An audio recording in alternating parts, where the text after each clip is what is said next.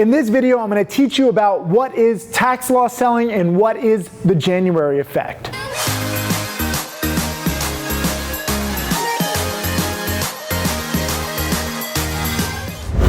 What's up? Tim Sykes, millionaire mentor and trader here, answering your questions. A lot of people ask me, what is tax loss selling? What is the January effect? Now, this is coming up, so it's very pertinent and it's very relevant and it's very useful for people with small accounts. First of all, tax loss selling. If you have a big loss on any investment and you take it before year end, you can take that loss off your income taxes. Okay, I'm not like an accountant. I'm not some financial advisor. I suggest that you consult a financial advisor if you want questions answered about taxes.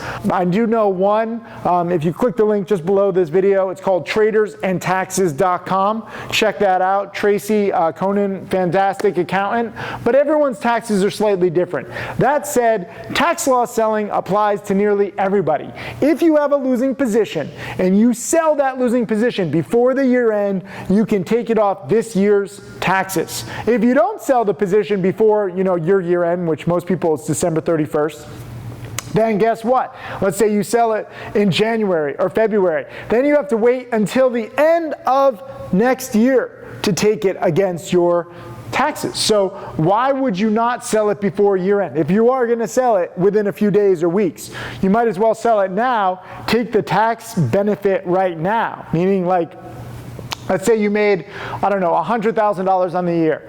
And again, I have to caution you, I'm not a financial advisor or accountant, so I'm just throwing out hypotheticals. But this is what tax loss selling is. Let's say you made $100,000 on your job over the course of the year. So you have to pay like, I don't know, $40,000, $30,000 in taxes. And then you have a $10,000 loss on some investment. You can deduct that loss from your overall income tax and save on taxes.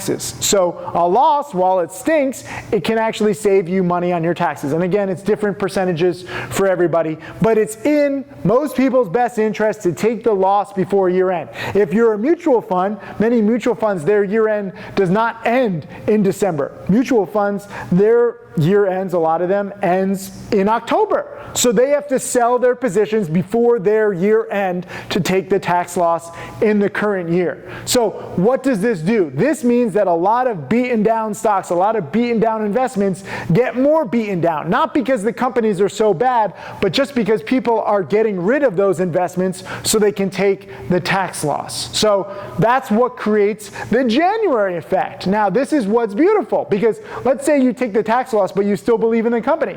You take the tax loss by December 31st, if that's when your year ends, right? You take the loss and then you say, hey, I still believe in this company. You buy it back January 3rd, 4th, 5th, 6th, whatever. So now you have pretty much the same position, but you already took the loss. So now it's a new position and you saved money on your taxes. So a lot of people buy these beaten down stocks in January when it's a new year. Again, if you're a mutual fund and your year ends in October, then you might buy it back in November. So November, December, January, really it's a 3-month phenomenon. A lot of these beaten down stocks, a lot of these beaten down investments spike 20, 30, 50, 100, 200% in a day once people start saying, oh, this is a January effect type play.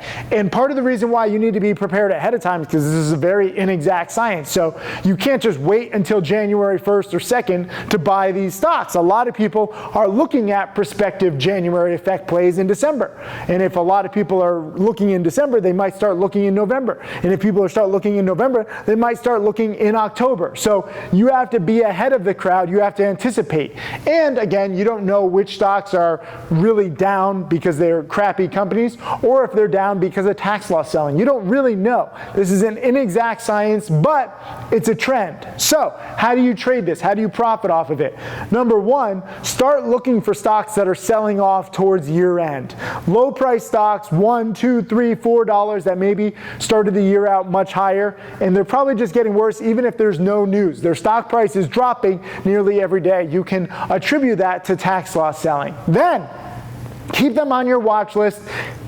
towards the year end and into January. And if they start spiking on bigger than expected volume, then you can possibly try to buy it and ride the wave up. Because once people start sharing, oh, this is a January effect play, oh, this is a January effect play, it becomes a self-fulfilling prophecy. So some of these stocks that are bouncing 5, 10, 20% because of increased buying at the beginning of the year, once message boards and chat rooms start saying this is a January effect play, it can go up 100% in a day with no news. Outsiders, people who are not prepared, are like, penny stocks make no sense. The stock is up 100% and there's no news. Because it's a fucking January effect play and you are fucking unprepared like most penny stock traders and investors. Don't make that mistake. Be prepared ahead of time. Leave a comment underneath this video. Let me know if you think this is useful. You'll see me buying a lot of prospective January effect plays, and I'll try to ride some of it. But remember, this is a very inexact science, so don't just hold on to a stock that's up 100 or 200%. Learn to take profits along the way. Enjoy the ride up. Hey, Tim Sykes, millionaire mentor and trader. Thank you for watching my videos. I hope that they help you. I want to share everything that I've learned over the years. You can check out more videos right over there. And also click subscribe so that you can watch all of these videos, get that knowledge, and become my next millionaire student.